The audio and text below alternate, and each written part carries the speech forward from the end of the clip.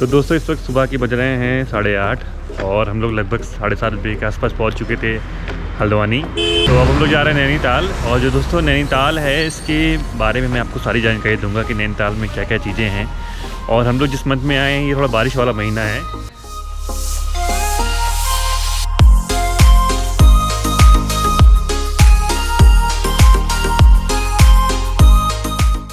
अब आइए आपको बता देते हैं कि जो नैनीताल के लिए नियरेस्ट रेलवे स्टेशन है वो आपका काठगोदाम है। तो जिन लोगों को नैनीताल जाना है तो उनको काठगोदाम तक तो ट्रेन से आना ही पड़ेगा। तो मैं आपको काठगोदाम रेलवे स्टेशन दिखा देता हूँ। और जो ये रेलवे स्टेशन है ये बहुत ही प्यारा है। थोड़ा तो अभी फ़िलहाल रात का समय था तो आपको उतना क्लियर नहीं दिखाई पड़ेगा, लेकिन जब आपकी ट्रेन सुबह यहाँ पहुँचेगी तो उस समय क्या है ना कि सामने आपको जस्ट पहाड़ दिखाई पड़ेंगे। और मतलब अगर ठंडी का मौसम रहेगा तो पूरा धुंध से घिरा रहेगा, पूरे बादल रहेंगे, तो बहुत ही खूबसूरत है।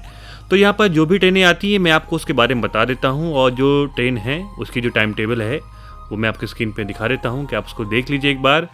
जब कभी आपको आना हो तो आप देख सकते हैं कि यहाँ पे कौन सी ट्रेनें आती हैं। और अगर आपकी ट्रेन यहाँ पर नहीं आती है तो जो सबसे बड़ा जंक्शन है इसके पास का वो है बरेली या मुरादाबाद।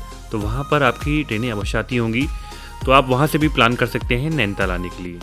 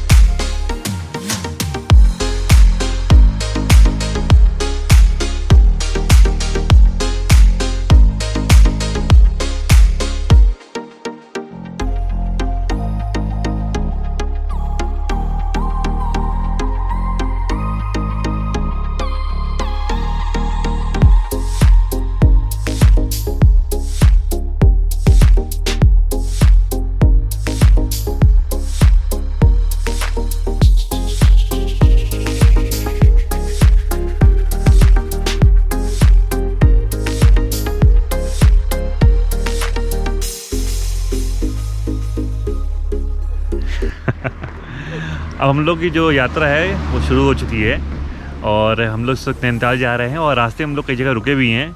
और जो यहाँ का मौसम है बहुत ही खूबसूरत है। सब लोगों ने यही कहा कि बारिश ज़्यादा होती है और मत जाओ। हालांकि हम लोग आ गए हैं यहाँ पर और देखते अब कैसा है कि फ़िलहाल तो यहाँ पे बता भी रहे हैं कि लैंडस्लाइड भी होती है। कई जगह हमने देखा भी रास्ते में एक लैंडस्लाइड भी हुई थी, तो वो भी थोड़ा सा देखने वाली बात है क्या है। लेकिन यहाँ पर टूरिस्ट आ रहे हैं लगातार, मैं देख रहा हूँ गाड़ियाँ काफ़ी आ रही हैं, पर ऐसा नहीं है कि लोग आ नहीं रहे हैं।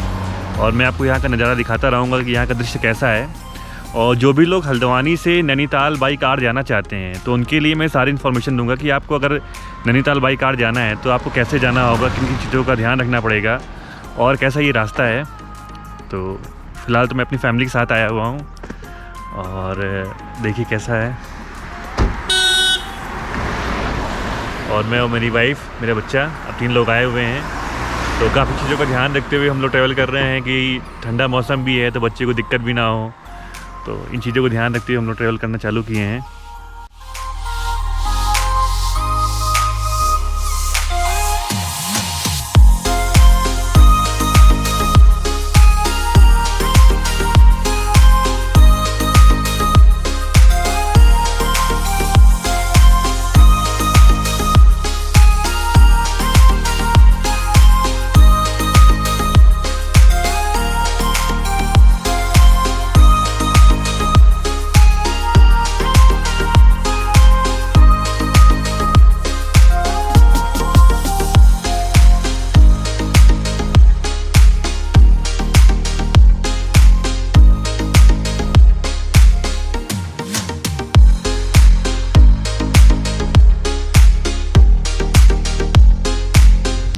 ये देखिए दोस्तों, हम लोग इस वक्त नैनीताल जाते वक्त रास्ते में रुके हुए हैं और यहाँ पर चारों तरफ बादल है, मतलब बादलों ने घेर लिया है।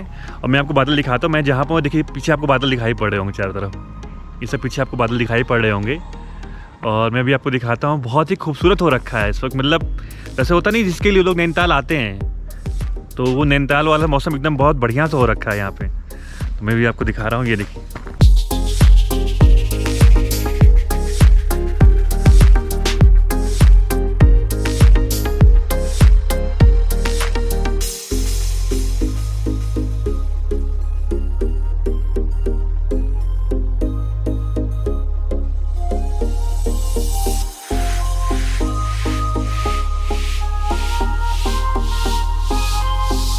तो यहाँ का जो मौसम हो रखा है बहुत ही बढ़िया है और मुझे बहुत अच्छा लग रहा है। इसलिए मैं बता रहा हूँ क्योंकि मैं इससे पहले डलहौजी गया था तो वहाँ पे मुझे इस टाइप के बादल देखने को नहीं मिले थे। लेकिन जब मैं यहाँ पर आया हूँ नैनीताल में, फिलहाल अभी नैनीताल पहुँचा भी नहीं हूँ, नैनीताल से मैं लगभग 4 किलोमीटर की दूरी पर हूँ। तो यहाँ का मौसम बहुत बढ़िया हो रखा है और बहुत अच्छा लग रहा है मुझे। जब भी कभी आप आएँगे तो आप लोग भी इसको एक्सपीरियंस करिएगा।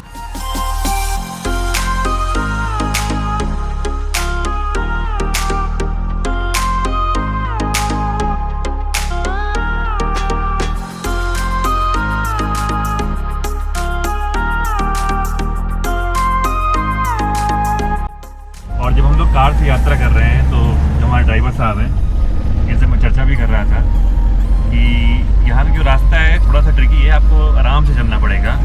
और जब भी कोई ब्लाइंड टर्न आए जहाँ आपको ना दिखाई पड़ रहा हो कि आगे कौन सी गाड़ी आ रही है, तो वहाँ पर प्लीज़ हॉर्न जरूर बजा दीजिएगा, क्योंकि अगर आप हॉर्न नहीं बजाएंगे तो सामने वालों को पता नहीं चलेगा। क्योंकि आप यहाँ के लोकल हैं तो कोई दिक्कत नहीं है, पर अगर आप बाहर से कार ड्राइव कर रहे हैं तो प्लीज़ हॉर्न बजाते चलिएगा। उससे होगा क्या कि कम से कम सामने वालों को पता लग जाएगा क्या चीज़ है।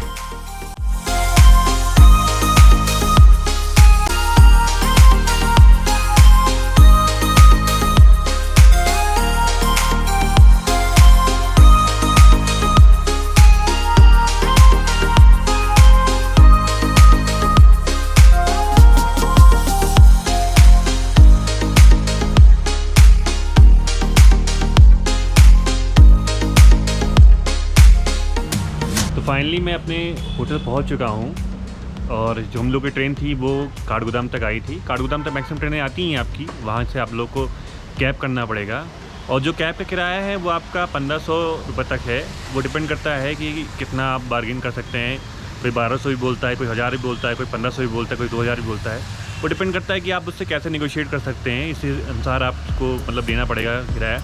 अब होता क्या है कि जैसे आपका जब पीक सीज़न होगा तो पीक सीजन में क्या है कि जब वो भी जानते हैं कि टूरिस्ट बहुत आने वाले हैं तो वो लोग भी अपना बोल देते हैं मैं 2500 रुपये लूँगा, तो फिर आपको देना ही पड़ेगा क्योंकि आपकी मजबूरी है। और जब पीक सीजन नहीं रहेगा उस हिसाब से आप अगर आप बुक करेंगे तो सस्ता पड़ जाएगा। तो इस चीज़ का ध्यान रखिएगा कि कैसे हैं। और जो दूरी है आपकी यहाँ से काठगोदाम से नैनीताल की वो 38 किलोमीटर की है।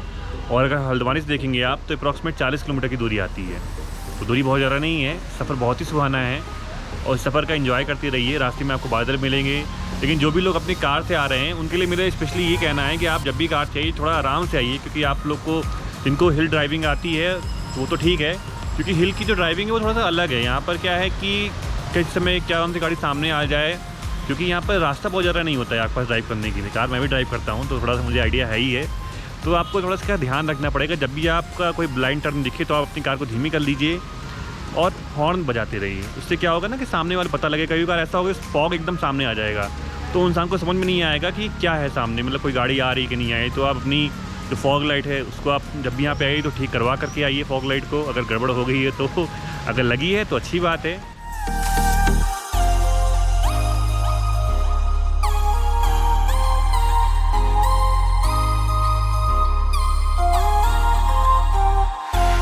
चीज़ें को ध्यान देने वाली, तो ध्यान रखिएगा आप।